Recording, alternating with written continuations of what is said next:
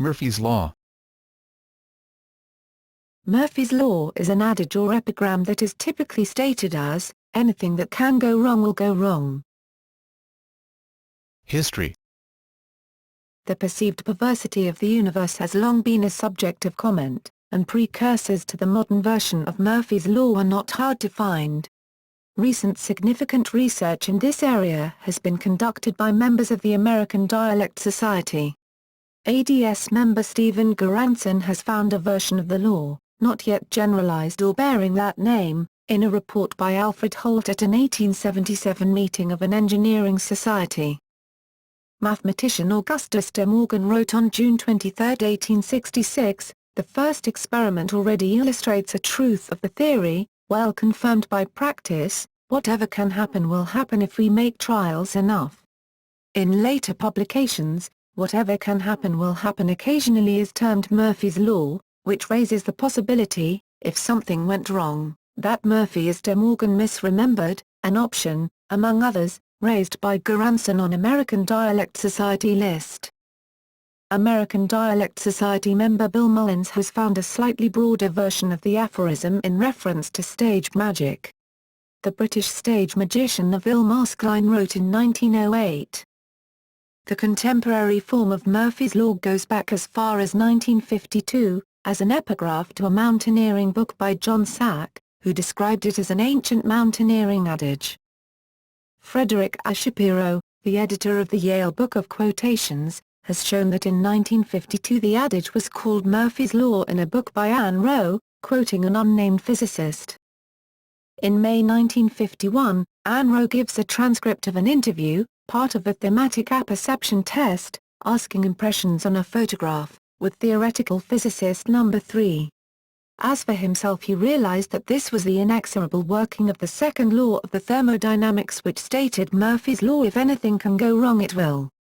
Anne Rowe's papers are in the American Philosophical Society archives in Philadelphia. Those records, as noted by Stephen Goranson on the American Dialect Society list December 31, 2008, identify the interviewed physicist as Howard Percy Bob Robertson, 1903–1961.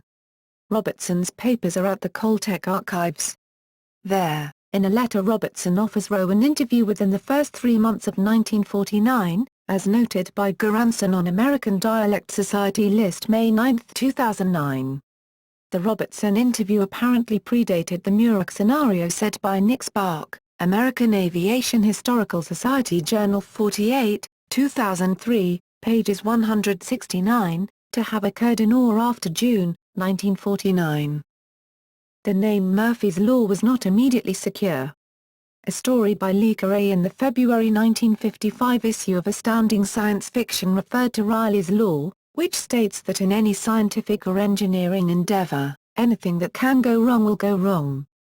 Atomic Energy Commission Chairman Lewis Strauss was quoted in the Chicago Daily Tribune on February 12, 1955, saying, "I hope it will be known as Strauss Law. It could be stated about like this: if anything bad can happen, it probably will." Arthur Bloch, in the first volume, 1977, of his Murphy's Law, and Other Reasons Why Things Go Wrong series, prints a letter that he received from George E. Nichols, a quality assurance manager with the Jet Propulsion Laboratory. Nichols recalled an event that occurred in 1949 at Edwards Air Force Base, Muroc, California that, according to him, is the origination of Murphy's Law, and first publicly recounted by USAF Colonel John Paul Stapp. An excerpt from the letter reads: Association with Murphy. According to the book A History of Murphy's Law by author Nick T. Spark, differing recollections years later by various participants make it impossible to pinpoint who first coined the saying Murphy's Law. The law's name supposedly stems from an attempt to use new measurement devices developed by the eponymous Edward Murphy. The phrase was coined in adverse reaction to something Murphy said when his devices failed to perform, and was eventually cast into its present form prior to a press conference some months later, the first ever, of many, given by Dr. John Stapp, a U.S. Air Force colonel and flight surgeon in the 1950s. These conflicts, a long-running interpersonal feud, were unreported until Spark researched the matter. His book expands upon and documents an original 4-part article published in 2003, Annals of Improbable Research, AIR on the controversy, Why Everything You Know About Murphy's Law is Wrong. From 1948 to 1949, Stapp headed research project MX-981 at Muroc Army Airfield, later renamed Edwards Air Force Base, for the purpose of testing the human tolerance for G-forces during rapid deceleration. The tests used a rocket sled mounted on a railroad track with a series of hydraulic brakes at the end. Initial tests used a humanoid crash test dummy strapped to a seat on the sled, but subsequent tests were performed by Stapp, at that time an Air Force captain. During the tests, questions were raised about the accuracy of the instrumentation used to measure the G-forces Captain Stapp was experiencing. Edward Murphy proposed using electronic strain gauges attached to the restraining clamps of Stapp's harness to measure the force exerted on them by his rapid deceleration. Murphy was engaged in supporting similar research using high-speed centrifuges to generate G-forces. Murphy's assistant wired the harness, and a trial was run using a chimpanzee. The sensors provided a 0 reading.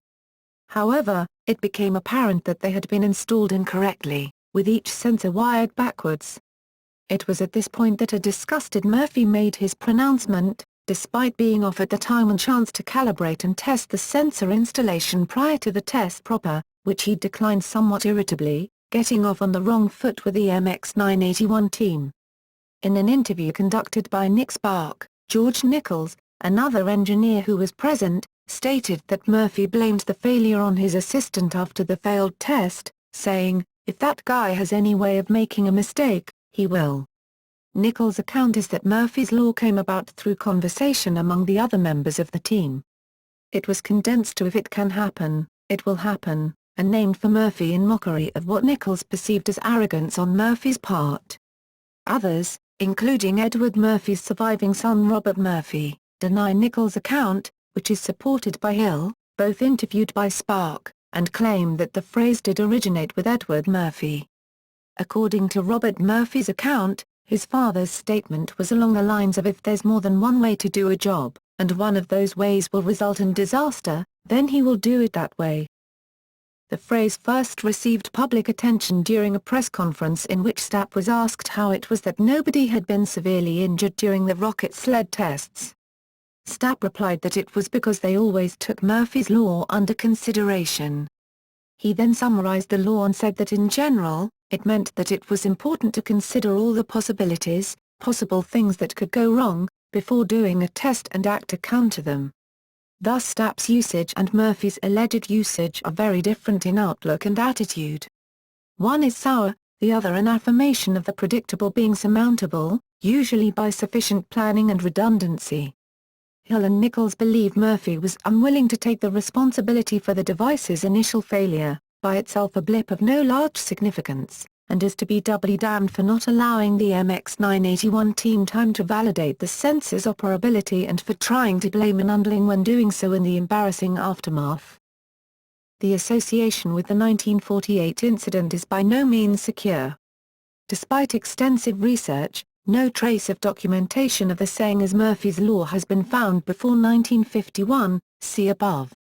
The next citations are not found until 1955, when the May-June issue of Aviation Mechanics Bulletin included the line Murphy's law, "If an aircraft part can be installed incorrectly, someone will install it that way," and Lloyd Mellon's book, Men, Rockets and Space Rats, referred to Colonel Stapp's favorite takeoff on sober scientific laws, Murphy's Law. Stapp calls it, "Everything that can possibly go wrong will go wrong."